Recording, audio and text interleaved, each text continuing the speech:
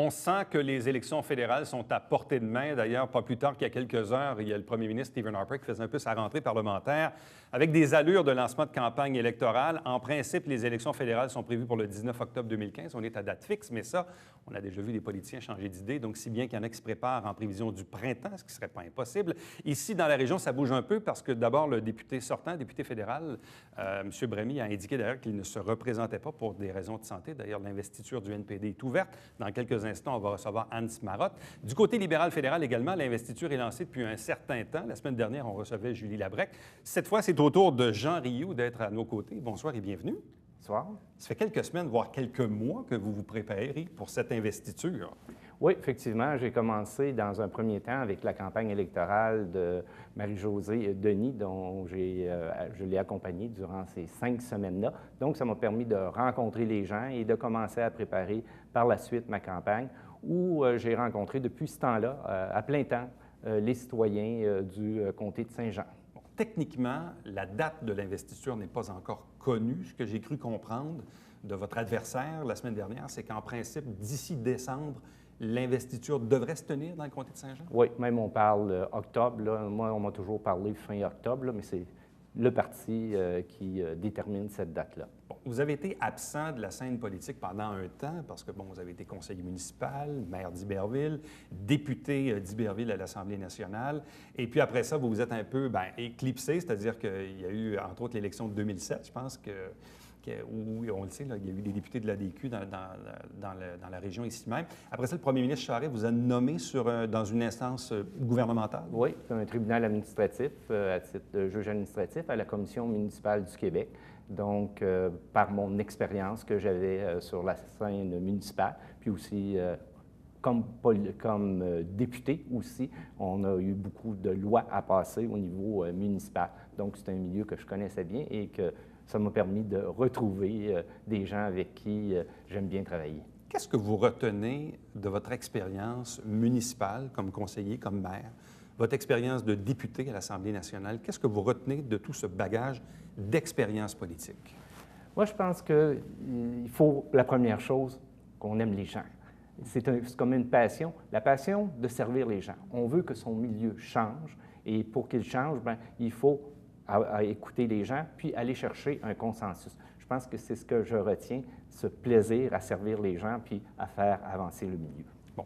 Au moment de votre défaite en 2007, vous auriez pu quand même retourner à l'enseignement, parce que pour plusieurs qui vous regardent en ce moment, vous avez peut-être été le professeur, l'enseignant en économie à Marcelin-Champagnat. Vous avez quand même enseigné là plusieurs années. Pendant 23 ans. 23 ans. Qu'est-ce qui fait qu'en 2007, vous avez fait le choix finalement de vous tourner plus vers le tribunal administratif que de retourner à l'enseignement? Bon, je pense que dans la vie, j'ai toujours aimé le changement. L'enseignement, ensuite ça a été la politique municipale, la politique provinciale, puis là, c'est un nouveau défi, la politique fédérale. Donc, mais pourquoi le premier ministre nous demande si on a certains intérêts, et j'avais manifesté un intérêt pour le monde municipal. Qu'est-ce que c'est le tribunal administratif et c'est quoi le travail que vous avez eu à effectuer au cours de ces dernières années? Il y a plusieurs mandats. Il y a un mandat qu'on pourrait appeler judiciaire, que ce soit au niveau des taxes municipales pour les organismes à but non lucratif, donc ils peuvent avoir une exemption de taxes. Ça peut être aussi au niveau du schéma d'aménagement, du plan d'urbanisme, où est-ce qu'on va donner un avis de conformité. Ça peut aller jusqu'à la destitution d'élus. Donc, il y a plusieurs mandats juridiques, mais il y a aussi des mandats qui sont administratifs, soit l'administration provisoire, c'est-à-dire qu'il n'y a plus de quorum à un conseil de ville, donc on gère la ville. Donc, j'ai eu à gérer certaines villes. Et ça peut être aussi en cas de mauvaise administration, où le ministère peut instaurer une tutelle, et à ce moment-là, c'est la commission municipale qui est présente. Ça a été le cas, exemple, à Laval, où est-ce qu'il y a eu 2 juges administratifs qui ont été nommés pour gérer la ville de Laval.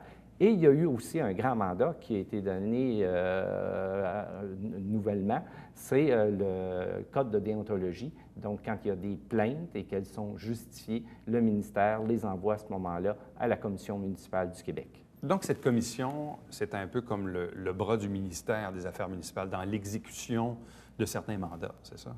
Bon, quand il y a des décisions à prendre, j'oubliais aussi qu'on fait de la médiation, on fait de l'arbitrage. Quand le ministère voit un problème dans une municipalité, il peut demander à la commission municipale à ce moment-là d'intervenir. Mais le tribunal, nous relevons d'une certaine manière du ministère des Affaires municipales, mais on a l'indépendance complète dans nos décisions. Donc, vous avez fait de l'enseignement, la politique municipale, la politique provinciale.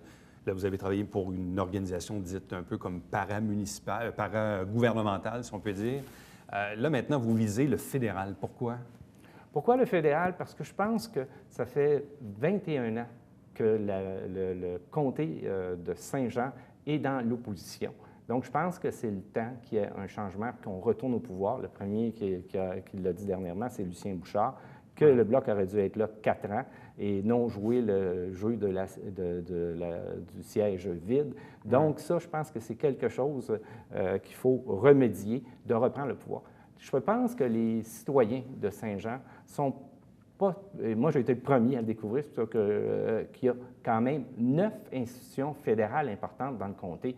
Qu'on pense au Collège militaire, qu'on pense à la base, qu'on pense à Parc Canada, Agriculture Canada, Transport Canada. Donc, il y a des institutions importantes et je pense qu'il doit avoir un représentant qui est capable de faire avancer les dossiers au niveau fédéral. Donc, je pense que c'est un beau défi d'expliquer le système fédéral et qui a une importance majeure dans notre comté.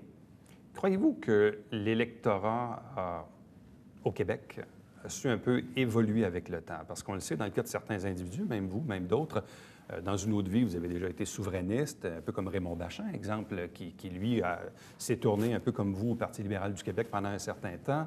Vous parlez de l'exemple de Lucien Bouchard, le Bloc québécois, bon, qui a fait, disons, son temps. Et là, les gens ont été tentés par le NPD avec M. Layton à la dernière élection, mais au final, au fédéral, on a quand même un gouvernement conservateur majoritaire qui a une poignée de sièges au Québec, mais qui est majoritaire quand même.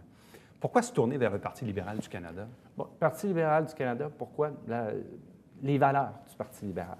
Il y a 2 valeurs qui sont intrinsèques à ce parti-là. C'est les libertés individuelles et la solidarité sociale. Donc ça, c'est 2 valeurs qui nous inspirent au Parti libéral et qui ressemblent aussi en partie aux valeurs du Parti libéral du Québec. Donc, je me sentais à l'aise dans ce parti-là d'évoluer. Et comme vous le dites bien, si on regarde la situation présentement, les conservateurs, présentement, ne nous donnent pas le Canada que les Canadiens aspirent. Qu'on regarde l'ensemble des dossiers, que ce soit le respect des institutions démocratiques, quand on est rendu à blâmer la juge de la Cour suprême, qu'on pense qu'on a abandonné Kyoto, qui était une des fiertés des Canadiens, quand on pense à Radio-Canada qui permet la diffusion du fait français. Et ça, c'est une chose qu'on oublie souvent, l'importance de la diffusion du fait français. Il y a un rayonnement. La loi 101, c'est une loi qui est importante, mais que le français se parle dans le reste du Canada. Il y a 2 millions de francophones à l'extérieur du Québec. Et aussi, il y a une télévision. Et il y a aussi, au niveau fédéral, la loi du bilinguisme qui est dans les institutions fédérales. Bon.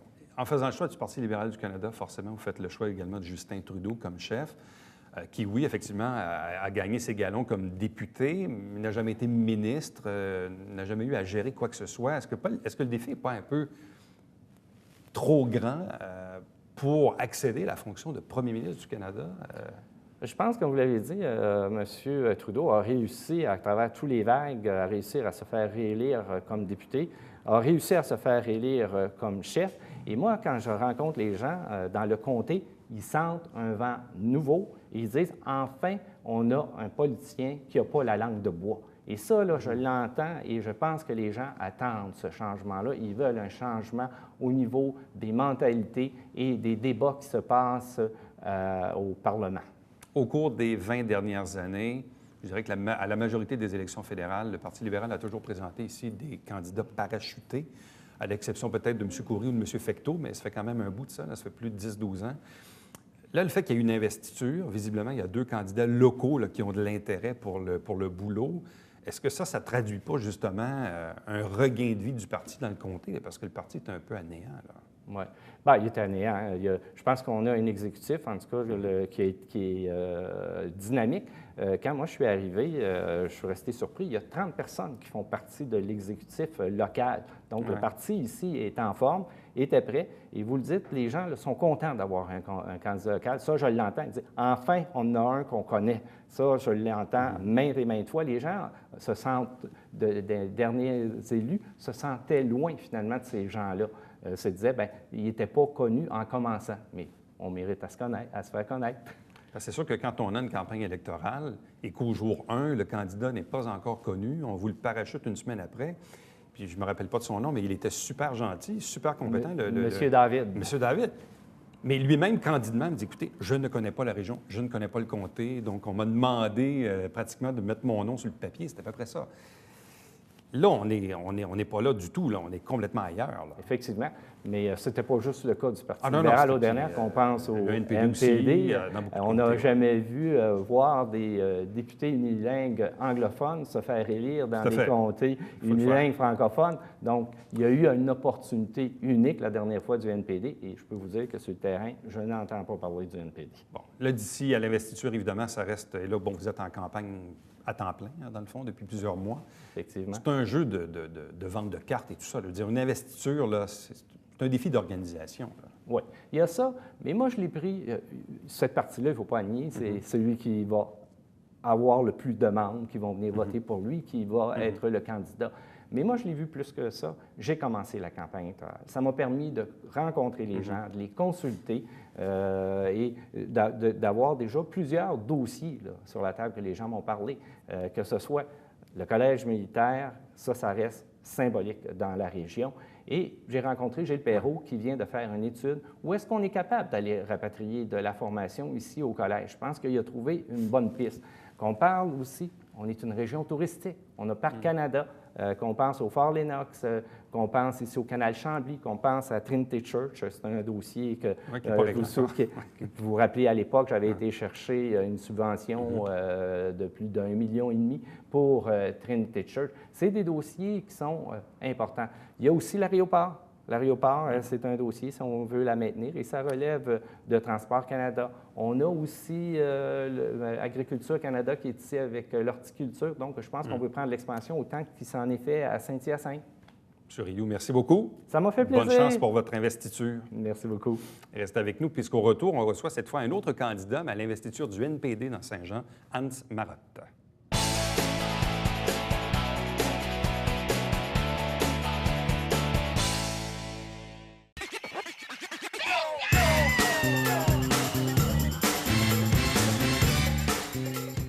Divertir dans le confort de votre foyer. Télébingo, TVHR, tous les dimanches matins, 9h30, avec votre meneur de jeu, Alain Rameau. C'est un rendez-vous.